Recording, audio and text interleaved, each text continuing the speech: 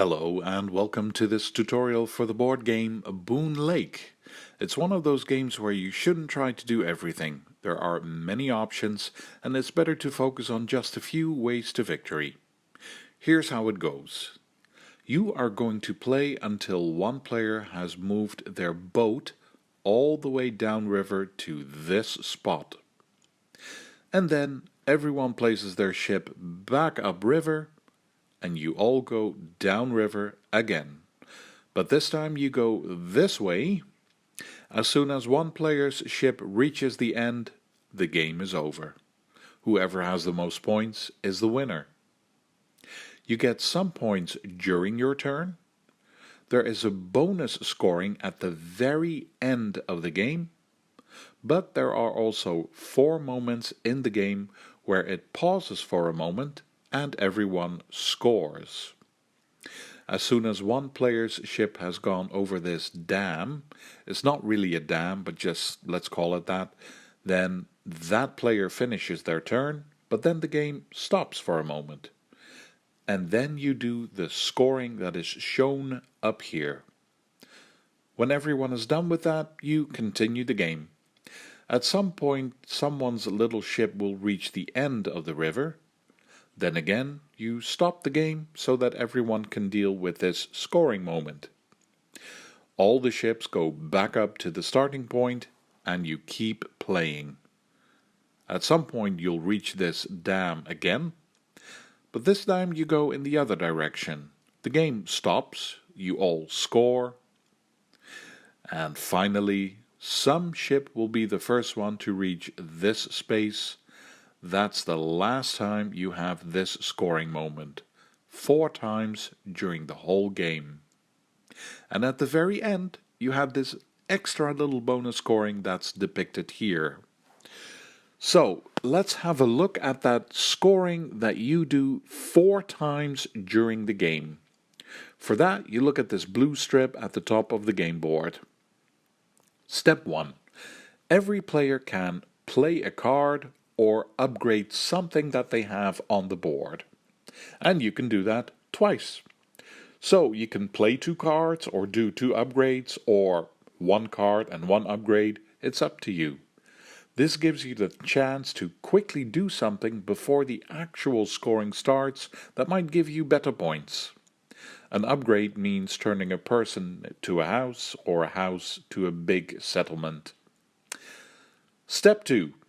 Every player takes a scoring token in their own color and places it under one of these 4 scoring tiles at the bottom of the game board. For the first scoring, you take the token with the number 1. For the second scoring, you take the token with the number 2, and so on. You only have 4 tokens, so when you've used the last one, you'll know the game is over. So you can choose which scoring tile you want to use. It just has to be one where you don't already have a token. If you have what the tile is asking for, you can take the points that are written on the tile. If you don't have what the tile is asking for, you lose those points. You don't have a choice. You have to place one of your scoring tokens somewhere. You can't pass, it must be placed. So try to keep an eye on them. Let's have a look at one of the scoring tiles. You can ignore what this one says at the top here. For the scoring moments, you always look at what it says at the bottom. Let's pretend we're doing this for the 3rd time. This is the 3rd time we're doing this scoring process. This tile says I have to either pay 1 vase token or pay 5 money. And since this is the 3rd time we're doing this, I look here at what it says in the 3rd space. It says I have to do what this tile is asking for at least 3 times. So I have enough in my supply to do that for more than 3 times. I put 2 of my vases back into the supply, so that's already 2 times I've done what this tile is asking for. And I put 10 money back into the bank. So now I've done 4 times what this tile is asking for. And that means I can take 7 points. It's written here, everything with this skull means points. I get 7 points. Plus, I did this 4 times. The tile says I can take an additional 4 times 2 points. Another 8 points for me. I move my little scoring cube up 15 points on the scoring track. But there's more.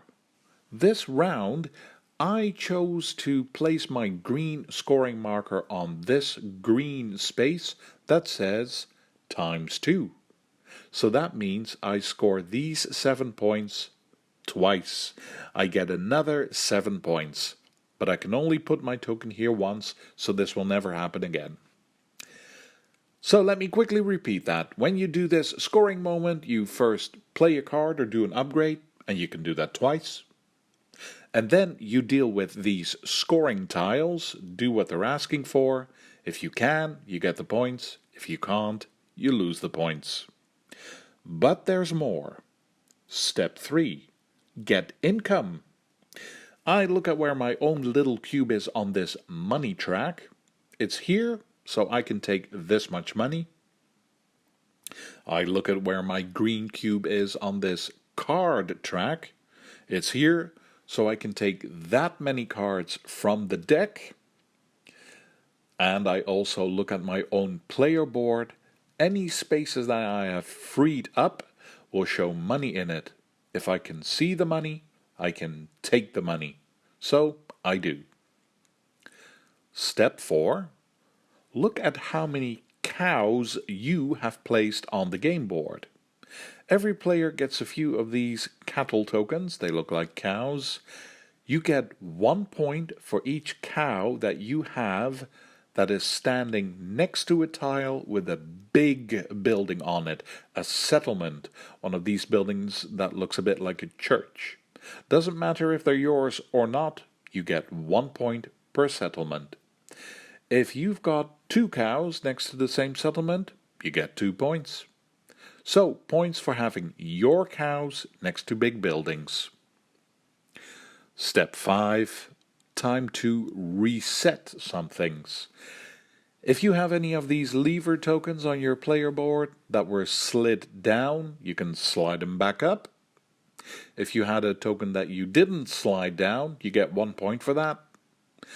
And if any of these black discs on the game board have been placed on top of a location, you can slide them to the side to free up the space. None of that makes sense, but we'll get to that. This is how these scoring moments go, that you do 4 times during the game. You can look at the icons, but if you don't remember, you can always take out the rulebook. Next, how do you play the game? What do you do when it's your turn? That's actually quite easy. When it's your turn, you choose one of these action tiles from this board, pick it up, do whatever it says from left to right. Then you have to move your own ship down the river, and you end your turn by sliding the tile back in at the bottom, pushing the other tiles up. So, when it's your turn, pick a tile, do what it says, move your ship, and put the tile back at the bottom. Let me make it more complicated by going into detail.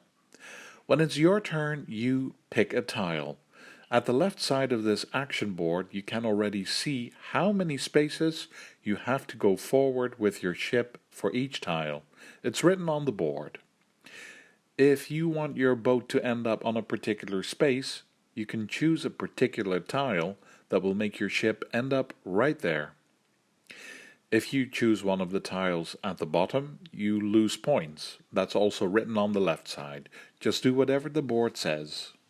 Anyway, choose a tile. And then you go from left to right. Almost every tile says you can first either play one of your cards or discard one for 2 money.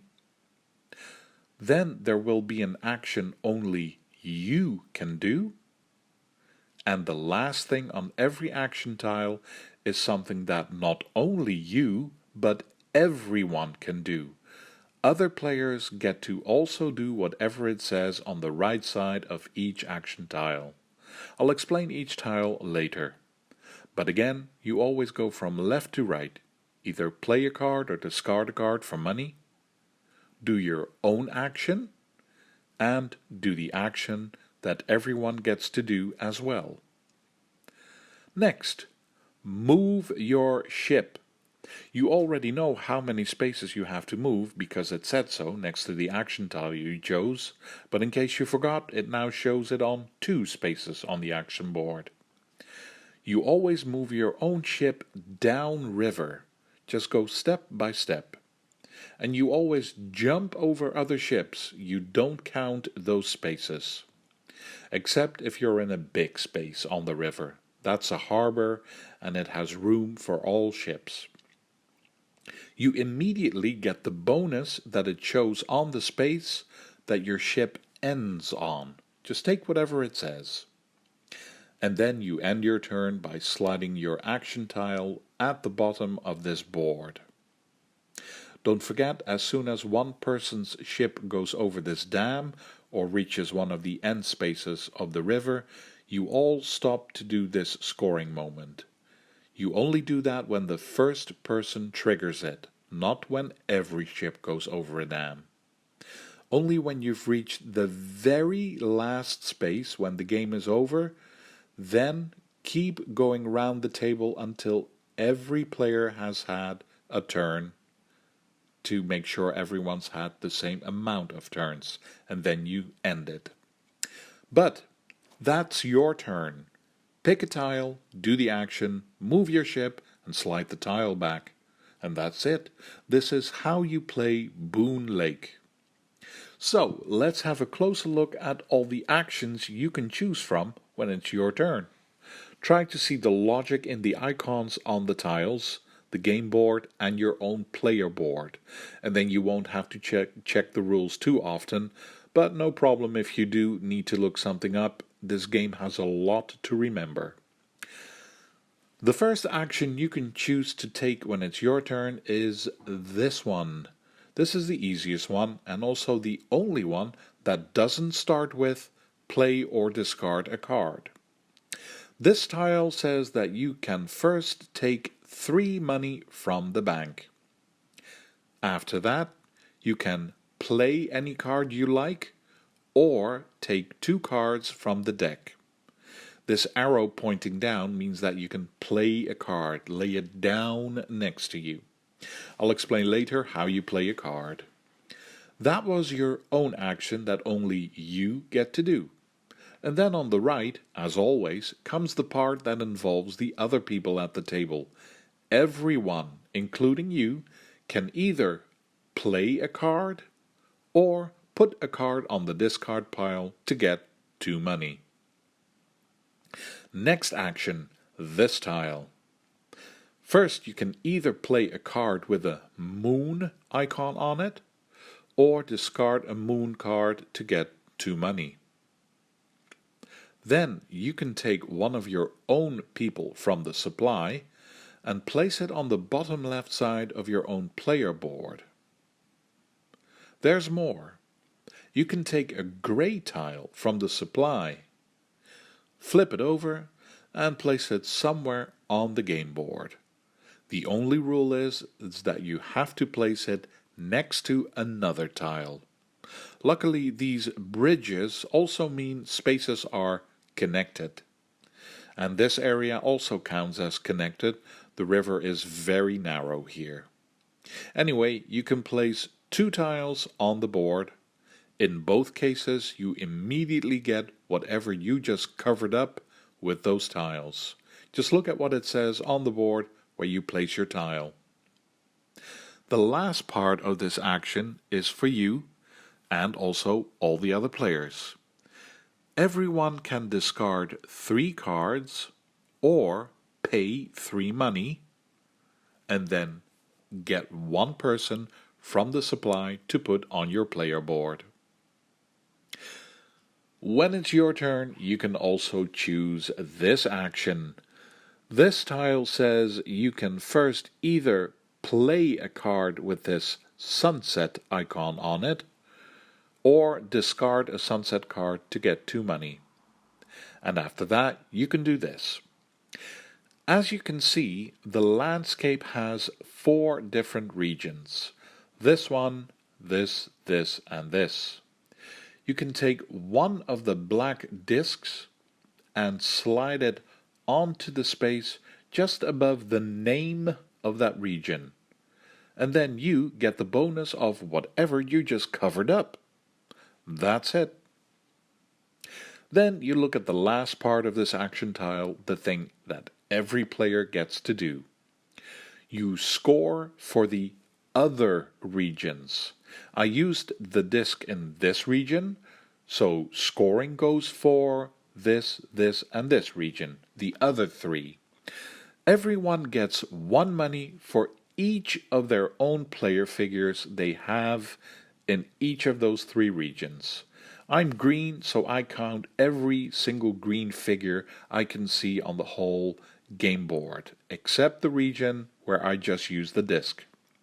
That's it, 1 money per thing you have on the map. There's this action, also a sunset one. So the first thing is either play a sunset card or discard a sunset card for 2 money. It's up to you. And then you can take one of these lever tokens from the supply to place somewhere on the right side of your own player board. But before you place it, you have to pay the money that it shows in that space. Most spaces are cheap, but some are expensive. Look at how much money you have and look at where you'd like to place this token. Pick a space, pay the price, and then place the lever token in that space. Make sure you push it up so that the bottom part of that space is visible. And from now on, whenever during the game you would like to use the special ability of whatever it says here, you can slide down this lever token to indicate you've used it. These are special abilities, but you can only use them once. At some point you'll be allowed to slide it back up again. That's what these spaces and these lever tokens are for. You finish your action tile by looking at what it says on the right side.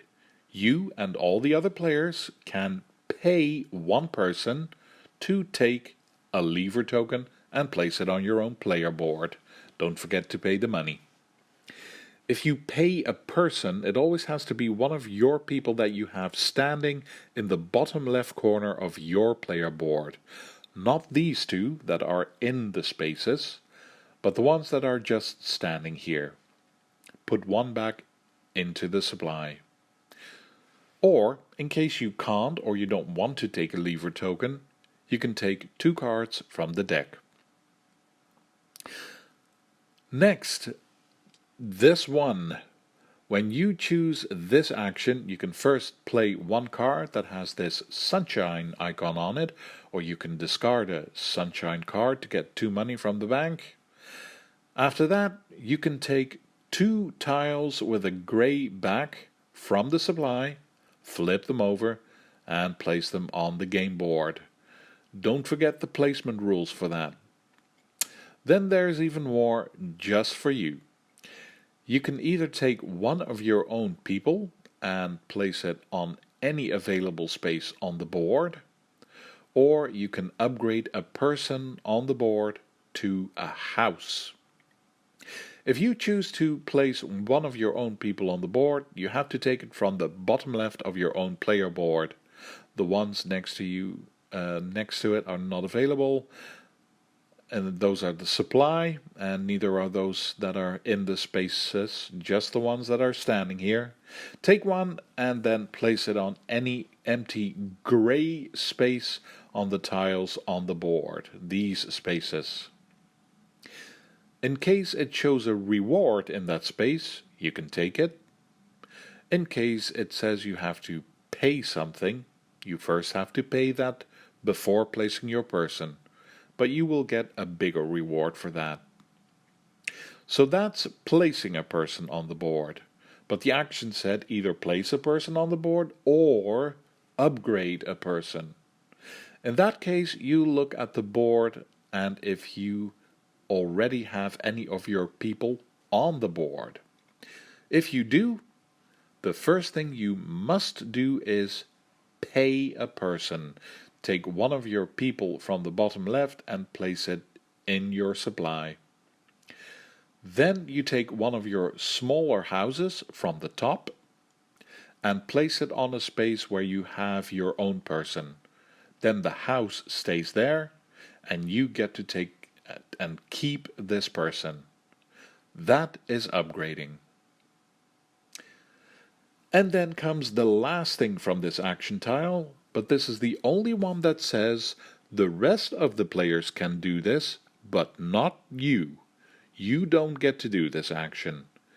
Take 2 cards from the deck and then either play any card or discard a card to get 2 money. The last action tile you can choose from when it's your turn is this one. Either play a sunshine card or discard 1 for money. Then take a tile with cows on it and place it on the game board. According to the rules, of course, and you get a bonus for whatever you cover up. And then every player, including you, can either play or discard any card or place a cow on the game board. Cows always go on tiles that show little cows. If the tile is empty, then you pay 1 of your people, and then you can place the cow from the top from your own player board on the game board. If there is already 1 cow on that tile, you have to pay 2 people. If there are already 2 cows there, you have to pay 3 people. And there can never be more than 3 cows on each tile. The good news is that you might get money for that. When you have placed your cow, you get 2 money for each small house next to your cow. It doesn't even have to be your house. By the way, every time you take something from your own player board, you take it from the top. If at any point you have freed up an entire row, then you can take that person that is standing in that space. You can use it, but freeing it up also gives you points during scoring. But those were all the actions. I won't repeat them. Try to remember the icons, but also the small rules that were maybe connected to them. Just don't hesitate to grab the rules if you forgot. Some details, and also that bonus scoring all the way at the end, and then we're done. First, you know how to upgrade a person to a house, but how do you upgrade a house to a big settlement building? Well, whenever you see only a green arrow pointing up, then you can do that. If you see a person with a green arrow, that only means upgrading a person to a house. But if you do get to upgrade, just check the rulebook for the steps. The only important thing is that your house has to be surrounded by 3 tiles that have some player figures on them. Only then can you build a settlement building. Also, when it's your turn, you can almost always start by doing something with the cards you have. What are these cards for? These cards can give you an instant bonus, or a special ability for the whole game, or bonus points at the end of the game. So, how do you play them? Each card has the price written on the left side. If you see money, that means you have to pay that much money. If you see vases, that means you have to pay that many vase tokens. But if you see these other resources, you don't have to pay them. The only thing you need to play this card is to own these resources. For that, you look at the top of your own player board. This is your own river. If you have any of these tokens pushed into your board, that means you always own one of these resources, no matter where your little boats are. You have this, it's yours. But if you need more of these resources, then you have to place your own little boats next to them. If you need to move your boat from left to right, that's always free. It says so on the left side. If you need to move your little boat from right to left, that's going upriver, and it will cost you 2 money. No matter how far you move, only 2 money. So, for example, this card says I have to own 1 wood and 1 stone. I have my one little boat right here next to wood, and my other boat is right here at stone. So I have 1 wood and I have 1 stone. Done. I can play this card and get whatever it says, what it will do for me at the top here. We're almost done. At the start of your turn, when you can play a card, you're always allowed to say, I'm not going to play a card, I'm going to do a scoring tile.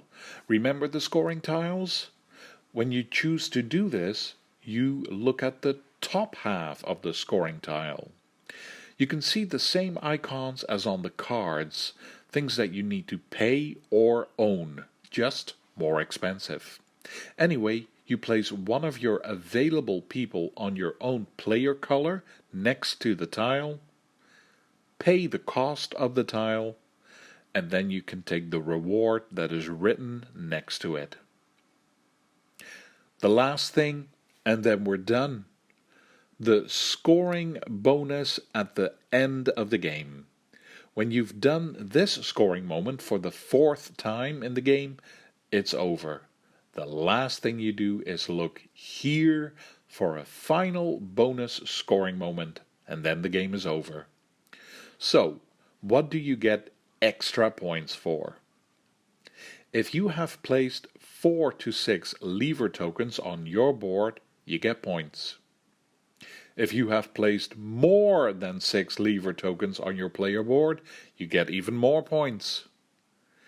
If you have played any cards during the game that have this black arrow on it, that means you get those points now at the end of the game. This is the end of game icon. Score all of your end of game cards. And the last thing is your own player board.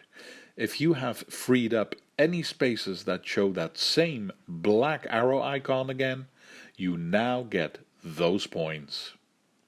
And then you're done. You have taken all your points. If you have the most, you are the winner.